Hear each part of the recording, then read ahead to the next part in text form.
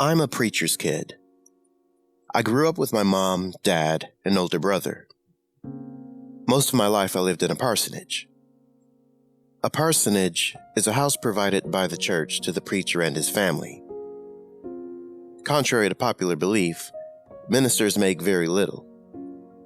Unless you're Joel Osteen or preach at a megachurch, preachers make just above the poverty line. That's why I knew it was a calling for my dad. I definitely knew he wasn't in it for the money. But I'm not here to push my religious beliefs or win you over to the virtues of my family. I'm here to tell you about the haunting.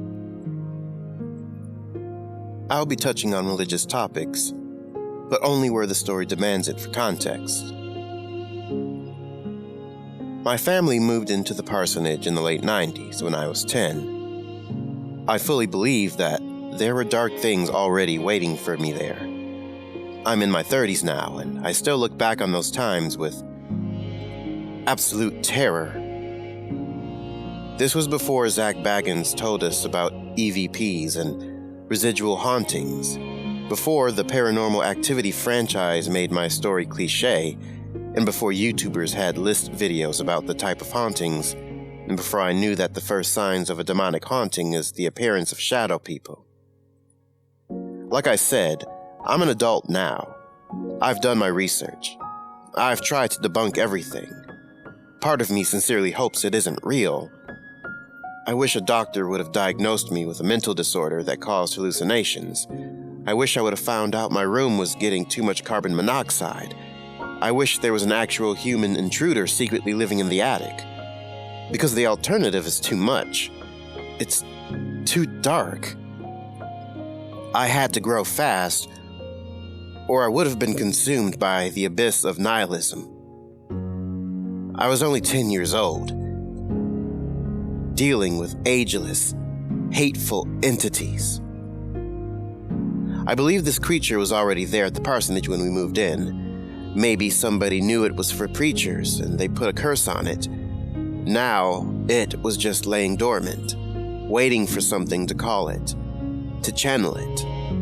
So now we need to talk about the movie Event Horizon. I'm not saying the sci-fi movie directed by Paul W.S. Anderson is an evil movie. I just think the darkness at my house used the movie. Like how spirits use a seance or Ouija board to grow stronger. It used my fear of the movie to manifest itself. My parents knew the negative consequences of keeping their kids sheltered for too long. My parents knew being too strict would have had the opposite effect on us when we left the house. They didn't want to let us become adults being naive and with no self-control. We would bolt towards bad decisions like a dog finally let off his leash. So I grew up on Terminator 2, edited for TV Jason movies, and all the Die Hards, also edited for TV. I loved the Aliens and Predator movies, and Doom 64 was my favorite game on my Nintendo. So you can see why me and my brother wanted to rent Event Horizon after seeing the previews, which makes you think aliens are the bad guys. Well, spoilers for a 20-year-old movie, it's not aliens, it's hell. Like the literal hell from the Bible. Think of the horrors of the warp from Warhammer 40k.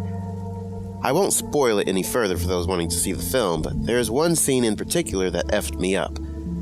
If you've seen the film, you know the scene I'm talking about. The scene shows people being tortured in hell. I actually love the movie now and own the Blu-ray, but that scene scared the shit out of 10-year-old me.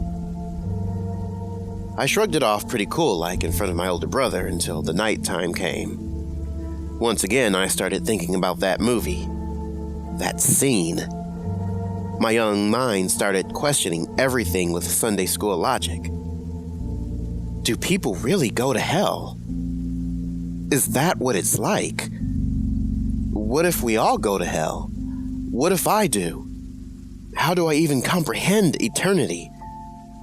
What if there is no heaven? Only the darkness afterward? Only hell? I was having an existential crisis before I hit puberty. This wasn't like all the other spooky movies I had been scared by.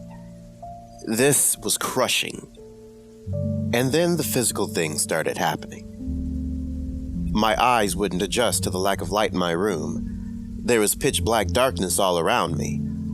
I started to shiver in my bed because it was cold all of a sudden. I felt cold tendrils sneaking up my leg, chest, and finally shoulders. Me and my brother shared the same room, but I was too scared to call out for him. It felt like the darkness was right in front of my face. I felt like something in the darkness would lash out and bite me, like a snarling wolf hovering over its prey. Somehow, in my shivering, terrified state, I fell asleep. The dream I had was vivid and grim. In my dream, I was standing naked in a forest. A great tree stood in front of me. It stretched high into the sky like a building. I could see dots of color up in its green tree limbs. It was bearing fruit. I knew, like you do in dreams, that I was in the Garden of Eden, and this was the tree of knowledge of good and evil. Beside me stood Adam and Eve, both naked and afraid.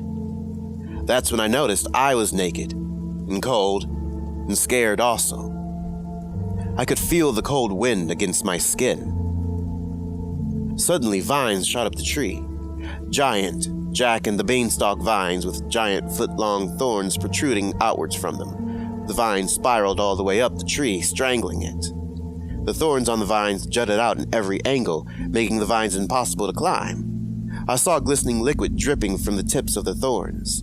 Somehow, I just knew it was poison and would kill me on contact. Then I heard a voice from far up in the tree. Adam and Eve and I looked up to see a gigantic snake staring down from the tree branches. The snake's massive red eyes glowing down at us like spotlights. No salvation for you. The snake hissed down at us, venom in its throat. God has forsaken you, and we will all burn together. I woke up, shaking and terrified. But unlike most dreams that fade upon waking, I felt the nightmare grow stronger upon waking. It felt like there was a presence in the room with me now. Think of the feeling you got when your teacher asked you to do a problem on the chalkboard and you could feel the entire class staring at your back. Or when you walk by a yard with an aggressive dog in it, the dog only kept away by a fence.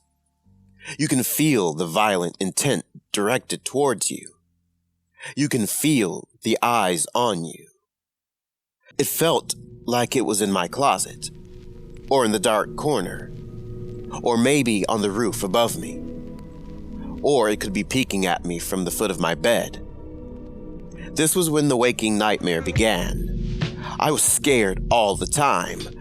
There always felt like a malicious presence was around me. I was always cold and lethargic. The cold was a lonely cold. I felt like hope had been stripped from me. I could not think of anything happy or warm. My optimistic childhood mindset had been ripped out of me.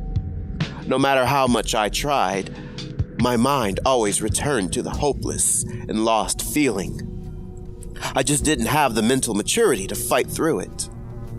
From what I can recall, this went on for at least 6 months. My parents noticed something was different, and when I told them how I felt, they just thought I had been spooked by a scary movie and I would get over it. So a couple of lonely and scared months passed. I talked rarely and always wanted to be around someone so I didn't feel alone with the presence. I think I started getting better when summer ended and I went back to school. For most of the day, I was surrounded by classmates and friends, but the darkness always returned to my heart when I got home. Soon as I crossed the threshold, it felt like the cold weight of despair had dropped inside my stomach, making me weak and sullen. Finally, my brain started telling me that I wasn't in danger. I always felt like I was about to be hurt, like I was a prisoner with a guillotine hanging over my head. But after months, I realized there was no danger, only the feelings of dread. I started trying to take back my life. I started to ignore the unyielding feeling of despair and emptiness. But this only made things worse. YouTube, Google, and even MySpace weren't a thing yet, there was nobody to teach me about hauntings, and nobody who would really listen. Most of all, there was nobody to teach me about shadow people. I think ignoring whatever entity upset it. Like a petulant child, it wanted all of my attention. So it started acting out more. It started trying to get me afraid again. It began trying to steal my joy. It was trying to get me to think about it every day, trying to get me to worship it in its own vile way. So let me set the scene for you. The hallway outside my room ran to a small foyer area where the front door was located. From the foyer, you had two options. The doorway to the left that ran through the living room, or the door on your right that led through a dining room area. From each of these rooms, you could continue into the kitchen and the side entrance. Also during this time, there was a string of burglaries and auto burglaries in the neighborhood. The neighborhood was on high alert, and my dad feared our house was too vulnerable, because the side entrance had a door with a big glass window. My dad feared a burglar could easily look in to see everything, and break the window to unlock it. I was 12 at this time. I was a scrawny, acne-ridden kid, and I knew it. So I had a plan if I saw a burglar. I would yell in a deep voice, pretending to be bigger and tougher than I was. So keep that in mind. I would always walk through the living room when going to the kitchen. The lights in the living room needed to be replaced, so they would flicker a couple of times before turning on. I hated that, because every time I hit the switch, I swear I could see something moving in the darkness. Then the light would come on to reveal nothing. During the strobe effect, I would only see the figure when it was dark. The figure would duck behind the couch, be sitting on the love seat or crouched on the carpet. All this kept up for weeks. I didn't want to think it was supernatural. I wanted it to be a trick of the light. I wanted all the spirit stuff behind me. I wanted to grow up and not be afraid of silly things like ghosts and demons. But it got to the point that I would look down as the light blinked and only lifted my head once it fully clicked on. One night, I didn't look down. I was back in my parents' room talking with my dad. He suddenly asked me to go get him a soda from the kitchen. I was in a good mood and in a hurry to get back to the conversation with my dad. I ran and flicked on the light, looking straight ahead. As the light flickered on and off, I saw the pure black outline of a 7-foot-tall man. It stood in the middle of the room facing me head on, like it was challenging me. What made this different was when the light was on, it didn't disappear. And when the light was off, I could still see its black outline against the darkness around it. Think of it this way. Take a cardboard cutout of a person, spray paint it black, and put it in a non-lit room. The dark cutout would still stand out against its surroundings. You would be able to see it because it was darker than its surroundings.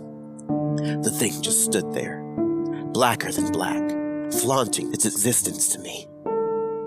Being confronted with this, my brain screamed, "It's real! It's really here! So it has to be a burglar!"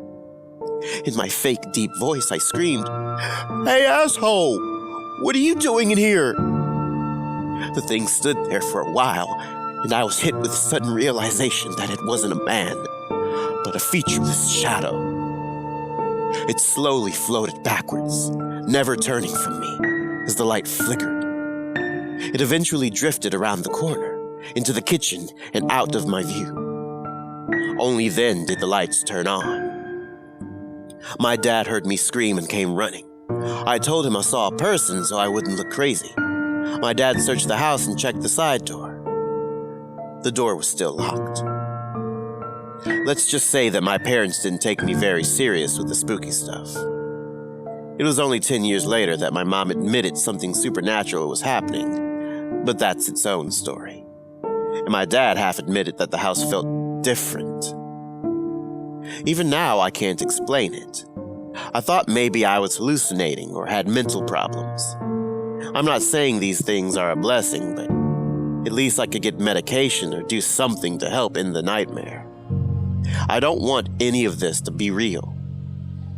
I hope one day I can debunk all of it. I never saw the shadow people anywhere else but the parsonage. And worst of all, family and friends started seeing them too. I have a lot more stories in the parsonage, and I'm willing to share them if there is any interest.